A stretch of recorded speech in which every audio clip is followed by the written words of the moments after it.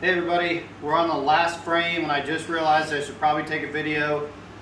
For those of you beekeepers out there who have not seen these newer design uncappers, it has sped things up and made things much easier for us. In the past we've used a heated uncapping knife, horribly slow, hard to get into crevices. We've used, we just purchased this roller this year, which was garbage. It damaged the frame, or not the frame, the foundation, the comb, more than it uncapped.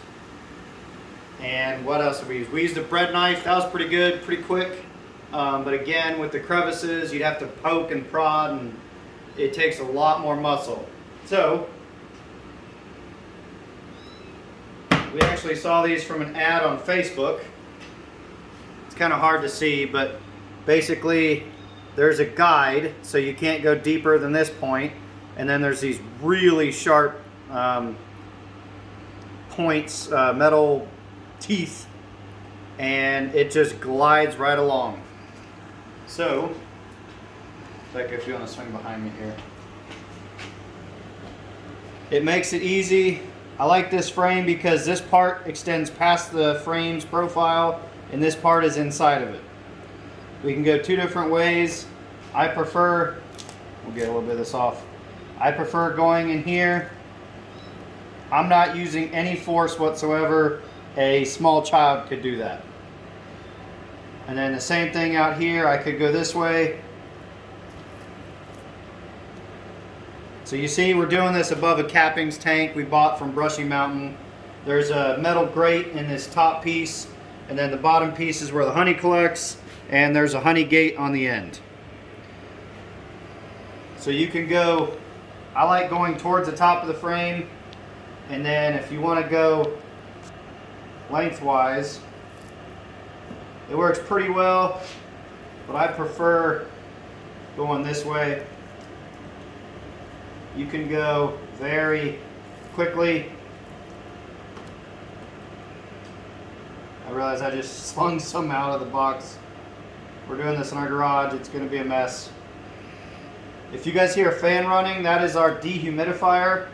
We're just trying to make sure during this rain event that there's not so much moisture in here that our honey starts to take on moisture.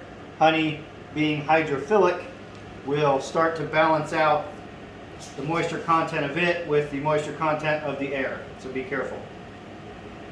As you see, this part was capped and this stuff is uncapped. So this stuff has more moisture than the capped. So we got to be careful with that. Make sure this is less than, let's say, 10% of what you're actually pulling.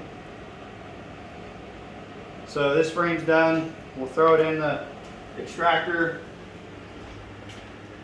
This is the last bit, like I was saying.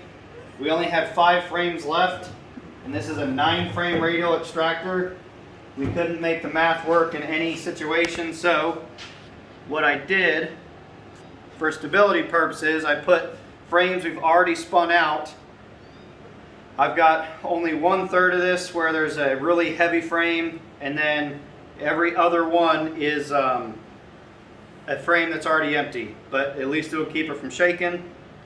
You can see down here our bucket.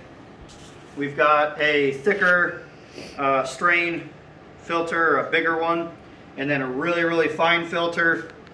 Every once in a while we scrape this off with a icing knife and shove it into the other scrapings box to make the process keep going fast. So we're going to get finished with this. We've been at it all day. If anyone has any questions, please comment on this video. Take care.